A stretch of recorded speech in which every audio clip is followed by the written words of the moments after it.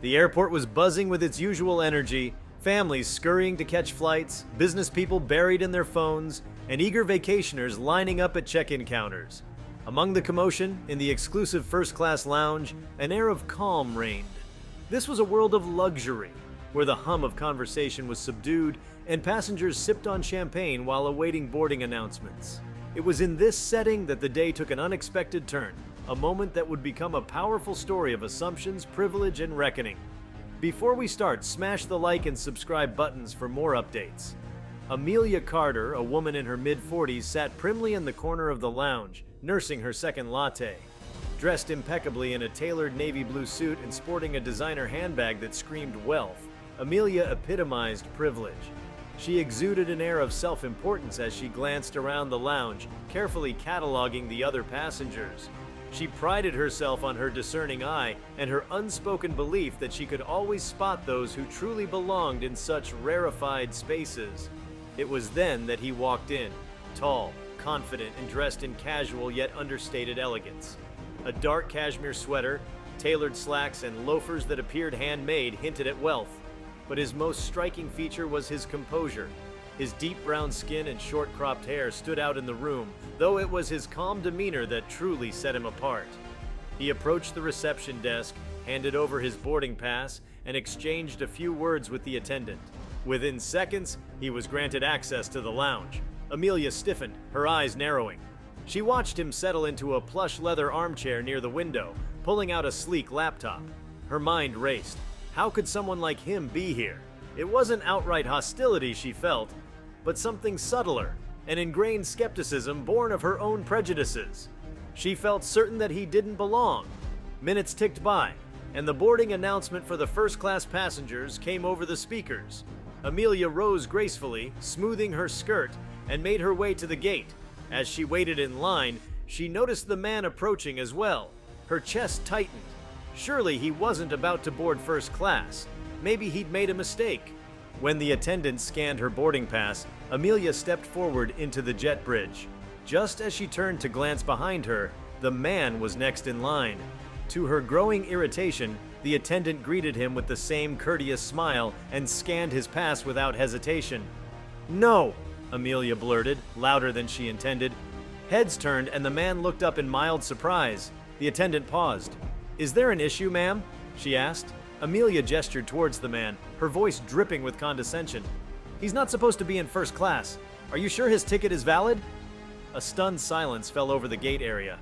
The attendant blinked, momentarily at a loss for words, while the man raised an eyebrow, his expression calm but tinged with disbelief. "Ma'am," the attendant said carefully, "this gentleman's ticket is perfectly valid." "Are you sure?" Amelia pressed, her tone sharp. "First class isn't exactly for just anyone." The man's lips curved into a faint smile, though his eyes betrayed a flicker of irritation. He stepped forward, looking directly at Amelia. "Is there a problem, ma'am?" he asked, his voice smooth and unhurried. Amelia felt her cheeks flush. Her confidence wavered for a moment, but she doubled down. "I just find it hard to believe that someone like you could afford first class," she said bluntly, oblivious to the gasps from other passengers around her. For a moment, he simply stared at her as if weighing his response. Then, with a calmness that belied the weight of her words, he spoke. "Someone like me?" he repeated, his voice even. "You mean someone who has spent years building a global tech empire, creating jobs for thousands of people and generating billions in revenue? Or perhaps someone who donates millions every year to education initiatives and underprivileged communities? Is that what you mean?" The words hung in the air, heavy with the force of truth. Amelia's jaw slackened and the color drained from her face. The murmurs from other passengers grew louder and a few people began filming the interaction on their phones. He continued, his gaze unwavering. "Because if that's what you mean, then yes, I suppose someone like me doesn't belong here. I belong somewhere better." Amelia opened her mouth to respond, but no words came out. She stood frozen, her earlier bravado crumbling under the weight of his measured response. The attendant, regaining her composure, cleared her throat. "Sir, you're welcome to board whenever you're ready," she said with a polite nod. "Thank you," he replied, his tone courteous but firm. He walked past Amelia without another glance, stepping onto the plane with the ease of someone who had every right to be there. Amelia, left behind in the jet bridge, felt the stares of the other passengers boring into her. Embarrassment prickled at her skin. As she shuffled onto the plane moments later, her earlier sense of superiority had evaporated. She caught sight of the man already seated in first class, his attention focused on his laptop, as though the encounter had barely registered as a blip in his day. The flight attendants treated him with the same deference they extended to all first-class passengers, offering champagne and warm towels. Amelia couldn't help but notice the ease with which he interacted with them, his polite demeanor and quiet confidence underscoring the absurdity of her earlier assumptions. As the flight took off, Amelia found herself unable to relax. The encounter replayed in her mind, each detail etched with uncomfortable clarity. Her seat, a row behind his, offered a constant reminder of her misstep. She watched as other passengers whispered amongst themselves, stealing glances at her. Hours later, as the plane began its descent, Amelia decided she couldn't let the moment end without addressing her actions. It was an unfamiliar feeling for her, acknowledging fault, but the weight of her guilt left her no choice. After the plane landed and the seatbelt signs turned off, Amelia stood and approached the man. He looked up, his expression unreadable. I just wanted to say I'm sorry," she said haltingly. "What I said earlier was wrong. I made an assumption about you, and it was unfair." He studied her for a moment, then gave a small nod. "Apology accepted," he said simply. But Amelia wasn't done. "I feel terrible about what happened. I've realized that I have some prejudices I need to confront. You didn't deserve that." For the first time, his expression softened. "Acknowledging it is a good first step," he said. "But the real work comes after. It's not enough to feel bad. You have to challenge those assumptions and learn to see people for who they are, not what you expect them to be." She nodded, his words sinking in. As he turned to gather his belongings, she realized that this moment would stay with her far longer than the flight. It was more than a personal embarrassment. It was a reckoning, a chance to change. The man, whose name she later learned was Marcus Bryant, left the airport without fanfare. Though she didn't know it at the time, Marcus was one of the most influential figures in the tech industry, a billionaire whose achievements were widely celebrated. For him, the incident was just another reminder of the biases he encountered, even at the height of his success. For Amelia, however, it was a pivotal moment, one that would push her to reevaluate not only her own beliefs, but also the world around her. In the days and weeks that followed, Amelia found herself reflecting deeply on what had happened.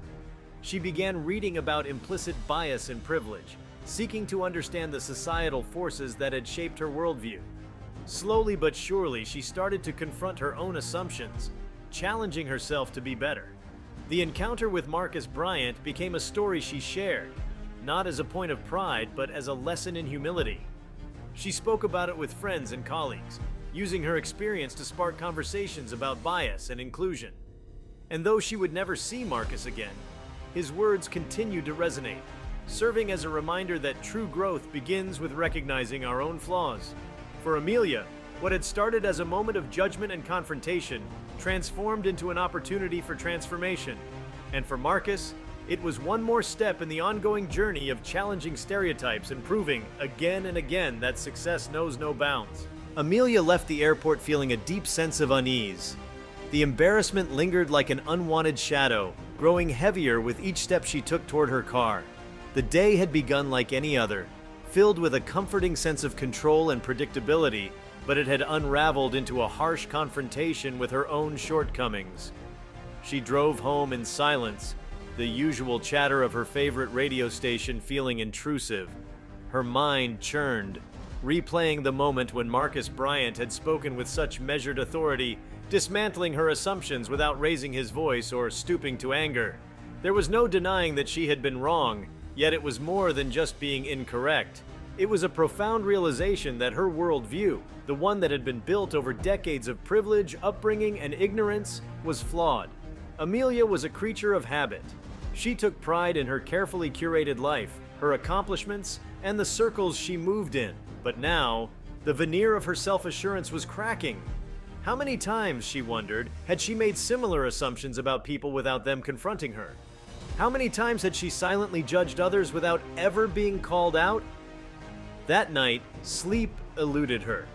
Instead, she found herself scrolling through articles about Marcus Bryant, his accomplishments, and his impact.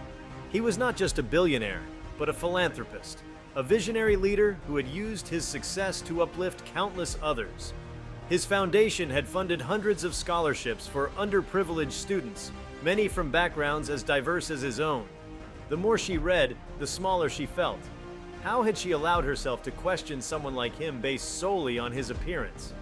The following morning, Amelia resolved to make amends, not to Marcus directly as she doubted she would ever see him again, but to herself and the biases she now knew she needed to confront. She decided to volunteer at a community center that offered mentorship programs for young adults from disadvantaged backgrounds. It was a small step, but it felt like the right one.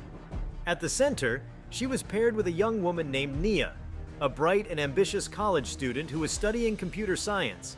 Nia was outspoken and driven, with a clear vision for her future. Amelia couldn't help but notice that Nia's passion for technology mirrored Marcus's achievements in the same field. During their sessions, Nia often spoke about the challenges she faced, being underestimated, feeling out of place in tech spaces dominated by men, and navigating the unspoken barriers that came with being a woman of color in a competitive industry. Through Nia's eyes, Amelia began to see the world in ways she never had before. She learned about microaggressions, systemic inequities, and the resilience it took to overcome them. These were experiences Amelia had never encountered in her own insulated life. Each conversation with Nia was a revelation, peeling back the layers of her ignorance and replacing them with understanding. Meanwhile, Marcus Bryant had moved on from the incident at the airport. For him, it was not the first time he had encountered such prejudice, nor would it likely be the last. Yet, despite the frequency of these encounters, they never failed to leave a mark. He often wondered why wealth and success did not shield him from judgment. If anything, they seemed to amplify the scrutiny. Marcus's childhood had been far removed from the world of luxury he now inhabited. He had grown up in a working-class neighborhood, the son of a single mother who juggled multiple jobs to make ends meet. It was her unwavering belief in his potential that had propelled him forward. From an early age, Marcus had understood the value of education and hard work, but he had also learned that the world would not always see him for his accomplishments. Building his tech empire had been an uphill battle. Investors doubted him, competitors underestimated him, and boardrooms often looked at him as if he didn't belong. Yet Marcus had persevered, driven by a desire to prove them wrong, not for his own validation, but for the countless others who would follow in his footsteps. He wanted to break barriers, to create a legacy that would make it easier for the next generation of innovators to succeed. Despite his success, Marcus remained grounded. He kept a low profile, preferring to let his work speak for itself. The incident with Amelia was an unwelcome reminder of the biases he still had to navigate, but it also reaffirmed his commitment to challenging those very biases. In the days following the airport encounter, Marcus instructed his team to expand their mentorship initiatives, particularly in areas that supported underrepresented groups in technology. As weeks turned into months, Amelia continued to volunteer at the community center. Her work with Nia and other mentees became a source of fulfillment she hadn't expected. She began attending workshops on diversity and inclusion, reading extensively about systemic racism and privilege, and engaging in difficult conversations with her own social circle. These conversations were not always well received.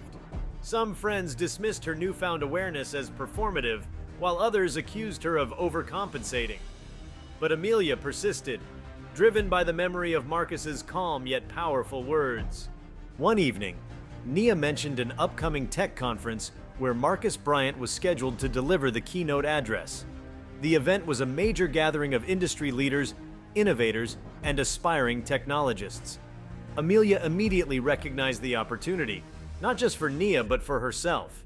She decided to attend the conference, hoping to hear Marcus speak and perhaps find a way to apologize once more, this time with sincerity and humility. The conference was a bustling hub of energy and innovation. Amelia felt out of place at first, surrounded by a crowd that seemed younger, more dynamic, and infinitely more tech-savvy. But as she navigated the various panels and discussions, she found herself drawn into the excitement. The highlight of the event, however, was Marcus's keynote. When he took the stage, the room erupted in applause. Marcus spoke with the same quiet authority that Amelia had witnessed months earlier. He shared his journey, his vision for the future of technology, and his belief in the transformative power of diversity. Innovation thrives when we embrace different perspectives, he said. The world is not changed by those who conform to the status quo, but by those who dare to challenge it. His words resonated deeply with Amelia, reaffirming everything she had learned since their encounter. After the speech, a line of attendees formed to speak with Marcus. Amelia hesitated, unsure if approaching him was the right decision. But then she saw Nia standing confidently in line, eager to introduce herself to the man who had inspired her career aspirations. Amelia decided to wait, watching as Nia and Marcus spoke. Their conversation was animated, filled with laughter and mutual respect. When it was finally her turn, Amelia stepped forward, her heart pounding. Marcus greeted her with a polite smile, clearly not recognizing her. "Mr. Bryant," she began, her voice trembling slightly, "you may not remember me, but we met at the airport a few months ago. I was the one who doubted you." Recognition flickered in his eyes, but he said nothing, waiting for her to continue. "I want to apologize again," she said, her voice steadying. "I've spent a lot of time reflecting on that day, and I've realized how wrong I was. Your words stayed with me, and they've changed the way I see the world. I've been working to confront my biases and educate myself, but I know it's a lifelong process. I just wanted to thank you for your patience, your grace, and for opening my eyes." Marcus studied her for a moment, then extended his hand. "Growth takes courage," he said simply. "Keep at it." Amelia shook his hand, feeling a sense of closure. It wasn't just his forgiveness she sought, but the validation that her efforts to change were meaningful. As she left the conference, she felt lighter, as if a weight she hadn't realized she was carrying had been lifted. In the years that followed, Amelia became a vocal advocate for inclusion and equity in her own circles. She joined boards that promoted diversity in the workplace, sponsored scholarships for underrepresented students, and continued her mentorship work. Nia, meanwhile, went on to achieve remarkable success, launching her own startup and becoming a leader in her field. She often credited Marcus Bryant for inspiring her journey and Amelia Carter for being a steadfast supporter. As for Marcus, he remained a force for change in the tech industry, his work proving that excellence and inclusion were not mutually exclusive. The encounter with Amelia, though a small moment in the grand tapestry of his life, served as a reminder that even the smallest interactions could spark transformation. For him, it was a testament to the power of resilience, grace, and the unwavering belief that change, both personal and societal, was always possible. Amelia's transformation continued to evolve, shaping her into someone unrecognizable from the woman she had been that fateful day at the airport. The changes were not just outward gestures, but deep internal shifts that permeated every aspect of her life. She became more attuned to the nuances of human behavior, learning to listen without judgment and observe without preconceived notions. It was not an easy journey. Confronting her own biases often felt like peeling back layers of herself, revealing uncomfortable truths she had long ignored. She found herself drawn to literature and stories that highlighted experiences far removed from her own. Memoirs by trailblazers in fields dominated by systemic barriers, novels that painted vivid pictures of resilience, and essays that explored the intersections of identity and opportunity filled her shelves. Each book was a window into lives she had previously overlooked, and each page challenged her to reflect on her assumptions. Her social circle began to shift as well. Some of her older friends drifted away, unable or unwilling to understand the changes in her perspective. Amelia didn't begrudge them. She realized that growth was not something everyone embraced. In their place, she found a new community of people who shared her commitment to equity and inclusion. These relationships became a source of inspiration and accountability, pushing her to continue the work even when it felt overwhelming. At the same time, Amelia's professional life began to reflect her personal evolution. She had always been a respected figure in her industry, but her leadership style shifted as she became more conscious of the disparities within her organization. She advocated for the recruitment and promotion of individuals from diverse backgrounds, ensuring that voices traditionally excluded from the decision-making process were brought to the table. She also implemented mentorship programs, pairing young professionals with seasoned leaders who could help them navigate the complexities of their careers. If you like this video, please give it a like and subscribe to our channel. Also, leave your comments below and tell us, what are your thoughts on the woman's actions toward the black billionaire? We want to hear from you. Thank you for watching and see you next time.